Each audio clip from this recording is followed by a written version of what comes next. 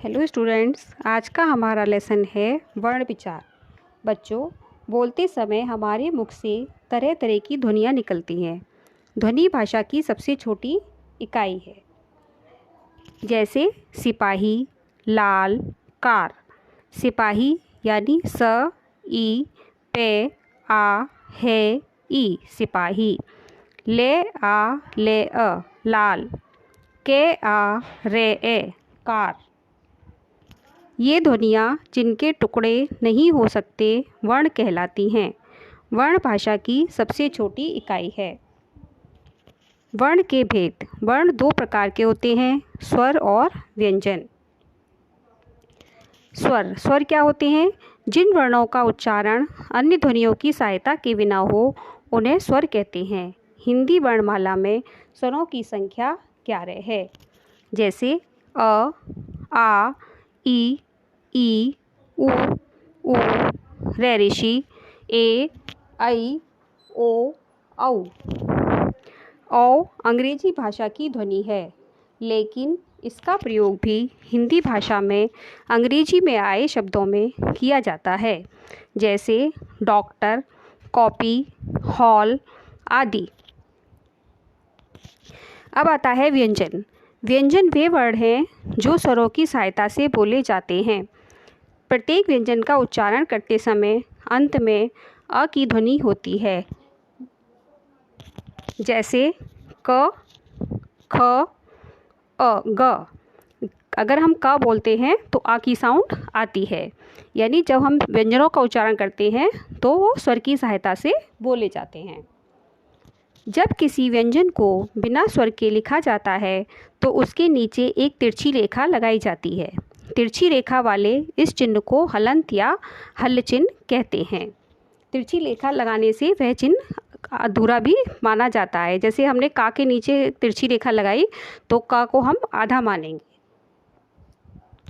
हिंदी में व्यंजनों की संख्या 33 है।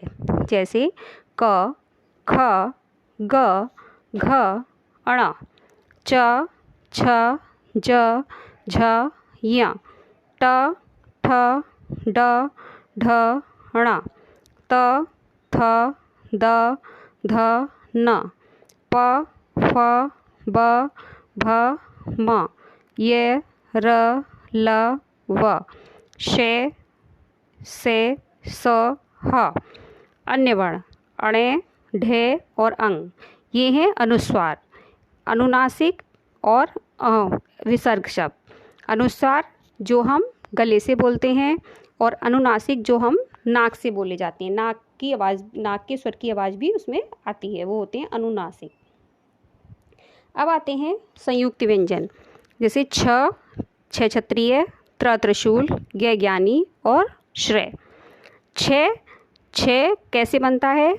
क, श और आ को मिलाकर छः बनता है। क्षमा, रक्षा, कक्षा।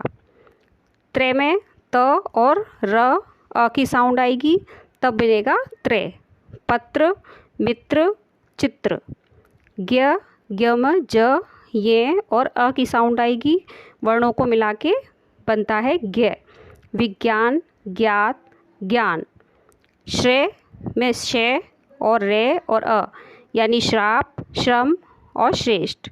वर्णों के व्यवस्थित समूह को वर्णमाला कहते हैं। मात्रा। हिंदी में स्वर दो प्रकार से लिखे जाते हैं, अपने मूल रूप में, जैसे अ, आ, ई, यानी स्वरों को लिखने के लिए किसी की हमें ज़रूरत नहीं होती। व्यंजनों के साथ मात्रा के रूप में, जैसे क, आ, का।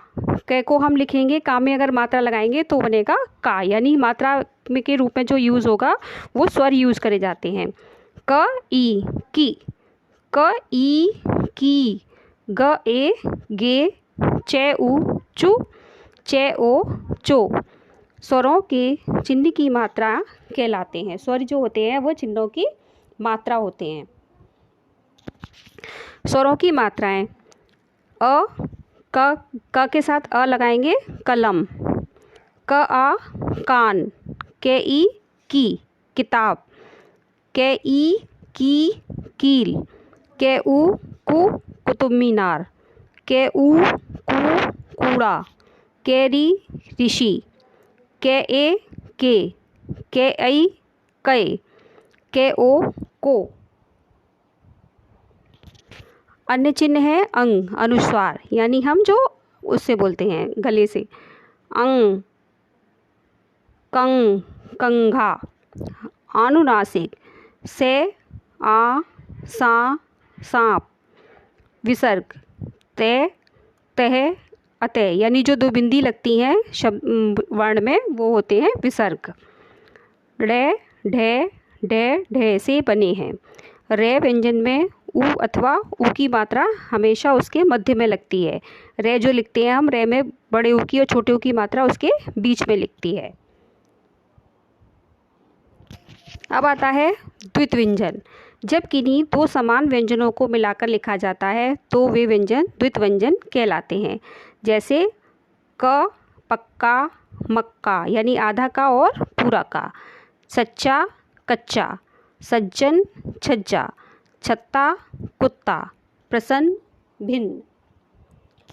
संयुक्त अक्षर, जब दो असमान व्यंजनों को मिलाकर लिखा जाता है तो उसे संयुक्त अक्षर कहा जाता है। संयुक्त व्यंजन यानी दो समान व्यंजन, और संयुक्त अक्षर यानी दो संयुक्त अक्षर अलग अलग समान जो अलग अलग हों उनको कहेंगे संयुक्त अक्षर। जैसे मक्खन, इसमें का आधा है और ख पूरा है। मक्खी, मुख्य, ख्याति, संध्या, ध्यान, प्यास, प्यारा, विद्या, विद्यालय। धन्यवाद।